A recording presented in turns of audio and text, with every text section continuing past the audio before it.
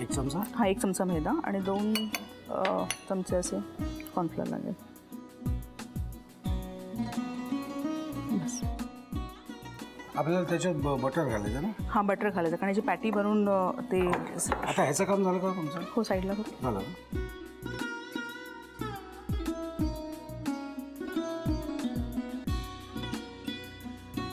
हे व्यवस्थित मिक्स करून ह्याची तर पॅटी बनवते. एक बनवलं तरी चालेल, तो काय विषय नाही. म्हणजे मला फक्त सर नाही तुमचं खाऊन झालंय की. काय सर हे मी कसं लागतं याला फार महत्व आहे बरं का. काही कमी जास्त हवं आहे. परफेक्ट. ह्याच्यात ब्रेड क्रम्स टाकावे लागतात.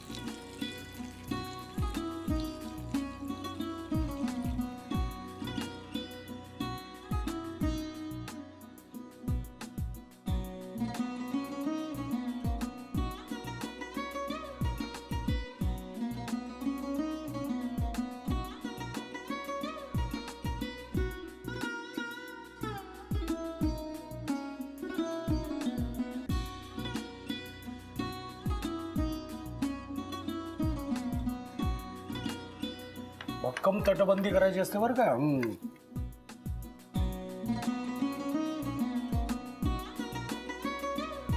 First class.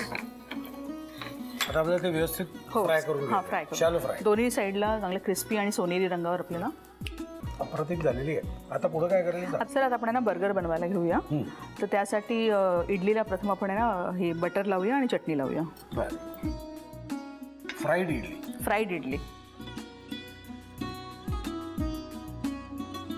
कुरकुरीत झाली आहे. हो ही आहे ना बाहेरून कुरकुरीत आणि आतून थोडी सॉफ्ट असते. म्हणजे बर्गर सारखंच फील येण्यासाठी. ही जी हिरवी चटणी ह्याच्यात मिरची आणि काय आहे? मिरची, कोथिंबीर, पुदिना आणि एकच आल्याची पाकळी आणि आलं थोडंसं नावाला आणि मीठ, लिंबाचा रस, म्हणजे खोबरं नाही. हे मिरचीचा जे तिखटपणा आहे तो कमी केला आहे. हां आपण दोन्ही स्लाईसला लावून घेऊया. इवन आपण ह्या पॅटीच्या जागी कॉर्न पॅटी किंवा कुठलीही वेगळी आपण हां जे अवेलेबल असेल त्याची. आणि मुलं जर कुठलं खात नसतील भाजी तर तीही घालून आपण करू शकतो. त्या निमित्ताने मग पोटात. ओके. आता आपलं हे बाहेरचं तयार झालं. हो. आता आपण आहे ना ह्याच्यावर आपण हे ठेवूया, लेट्यूसचं पान ठेवूया. आतला माल तोच आहे, फक्त बाहेरचं आवरण आपण बदललेलं आहे. हां सर. ओके. आणि कांदा, एक कांदा, टमाटर आणि हे काकडी. नाही पहिली पॅटी ठेवूया आणि त्याच्यावर ही चीज. हे आलं की सगळं हेच बदलतं ना. समज बदलते. वा. आणि ही जम्या. आणि त्याला एक टूथपिक लावूया.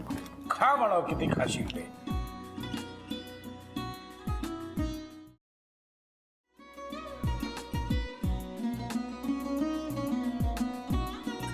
लावू का? हां असाच लावू ना.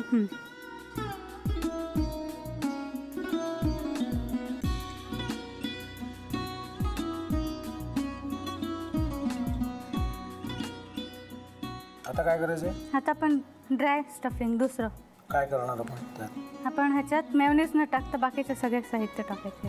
अच्छा हे सगळं. मी तू माझा तर विश्वासच बसत नाहीये. म्हणजे अगं बहिणी आमचं लग्न व्हावं म्हणून किती प्रयत्न करत होते आणि ते सगळं करताना की शिवच्या आम्हाला माहिती पुरवते. नाही मला नाही वाटत.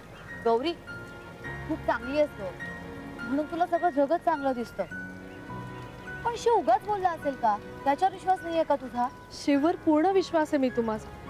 पण तो आता हे जे काही करतोय ना, म्हणजे निशा बहिणी समोर त्या राधिका सोबत फिरण्याचं नाटक वगैरे, ते त्याचा काही उपयोग होणार नाहीये. अगं असं कसं म्हणतो?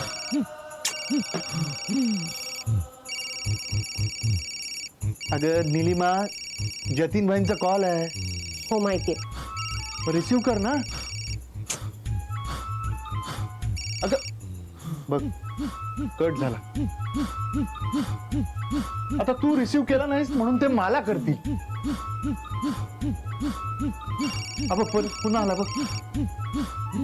घे बघू. पण हे एक ना एक दिवस घडणारच होतं.